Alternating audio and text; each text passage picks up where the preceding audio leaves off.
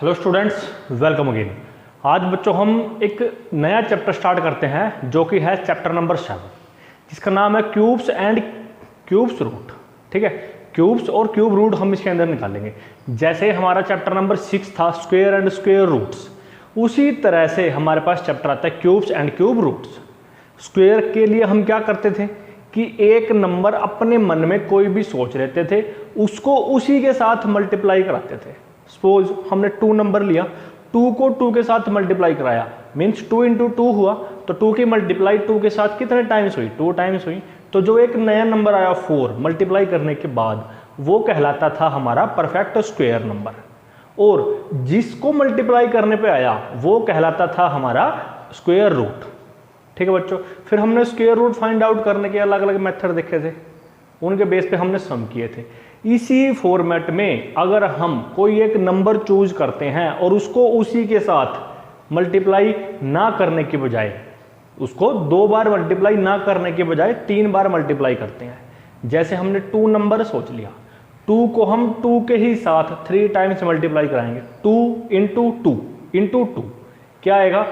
2 की मल्टीप्लाई 3 बार करानी है। एक 2 है, सेकंड 2 है, थर्ड 2 है। 2 इंटू 2 4, 4 इंटू 2 8। जो 8 आता है उस 8 को हम बोलते हैं परफेक्ट क्यूब। ठीक है बच्चों, ऐसे ही हम कोई एक नंबर और सोचते हैं, सपोज 3 की हम मल्टीप्लाई कराएंगे 3 के साथ कितने टाइम्स? 3 टाइम्स। क्यूब में कितने टाइम्स मल्टीप्लाई कराते हैं? 3 टाइम्स। तो 3 3 जा 9, 9 3 जा 27। जो मल्टीप्लाई कराने के बाद 27 आया, 3 टाइम्स मल्टीप्लाई कराने के बाद 27 आया, उस 27 को हम बोलते हैं बच्चों क्यूब या परफेक्ट क्यूब नंबर या क्यूब नंबर डायरेक्ट। ठीक है बच्चों, इसी तरह से 4 को मल्टीप्लाई कराएंगे हम तो हमारे पास क्या आ जाएगा? 64 आएगा। 5 को कराएंगे 125 आएगा। 6 को कराएंगे 216 आएगा। 7 को कराएंगे 343 आएगा। 8 को कराएंगे 512 आएगा। 9 को कराएंगे 729 आएगा। 10 को कराएंगे 1000 आएगा। ऐसे ही चलते रहेंगे। तो बच्चों बेसिक डिफरेंस क्या हुआ? स्क्वायर में तो 2 बार मल्टीप्लाई कराते हैं, क्यूब में 3 बार मल्टीप्लाई कराते हैं। स्क्वायर में हमारे पास पेयर बनते हैं, क्यूब में हमारे पास ट्रिपलेट्स बनते हैं। कितने बार आता है? 3 बार आता है।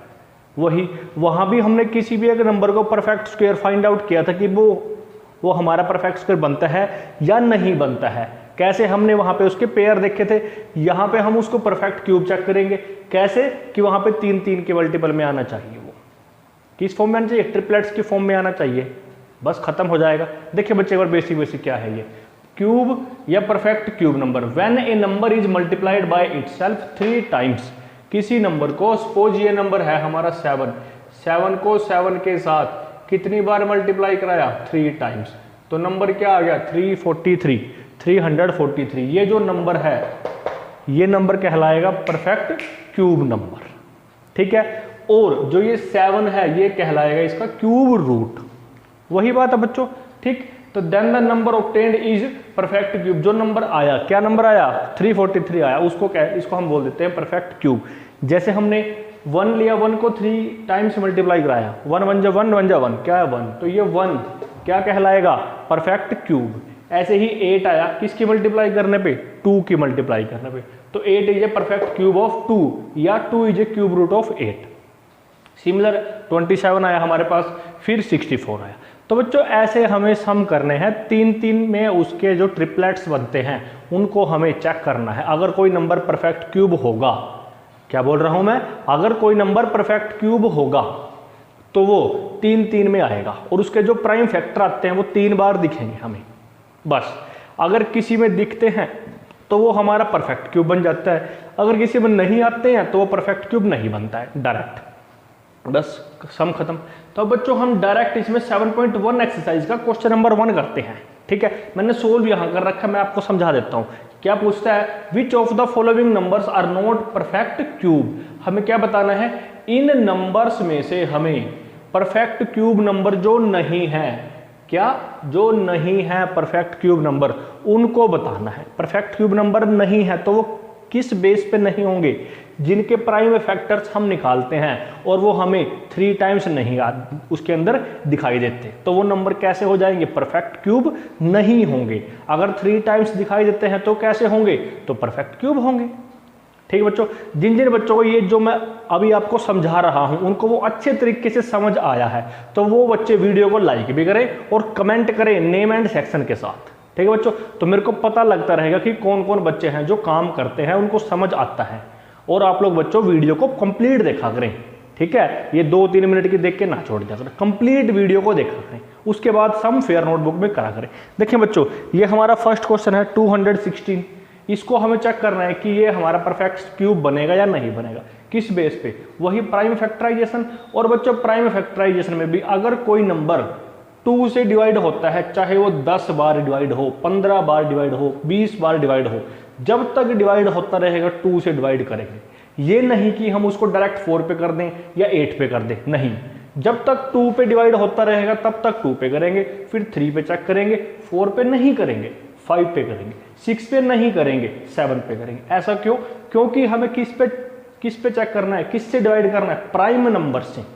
और 2 हमारा प्राइम नंबर है, 3 हमारा प्राइम नंबर है, 4 नहीं है, 5 प्राइम नंबर है, 6 प्राइम नंबर नहीं है, 7 प्राइम नंबर है। इसलिए जब तक डिवाइड होता रहेगा तब तक डिवाइड करेंगे।